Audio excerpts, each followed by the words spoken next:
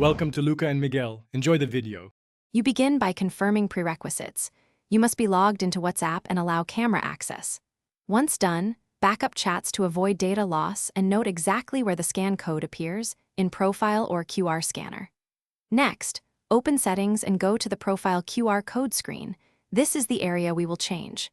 Make sure your WhatsApp is up to date, because older versions handle QR removal differently, and you'll need the latest controls for account privacy. You now proceed to modify visibility on the QR code.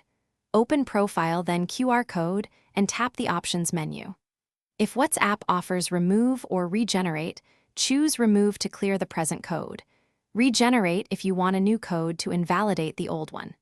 If there is no direct removal, go to linked devices and revoke all sessions so any QR-based access is cut off. Make sure to confirm each prompt and watch for immediate invalidation of the previous code. Finish by verifying that the scan code is removed. Reopen the QR screen and confirm it's gone or replaced. Then tighten security by revoking linked devices and enabling two-step verification or changing your PIN to prevent relinking.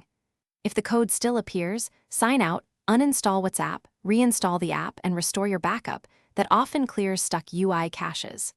One troubleshooting tip: if anything goes wrong, revoke linked devices first. That immediately blocks external access while you fix the app. Thanks for watching and please subscribe. It's the best investment you'll ever make.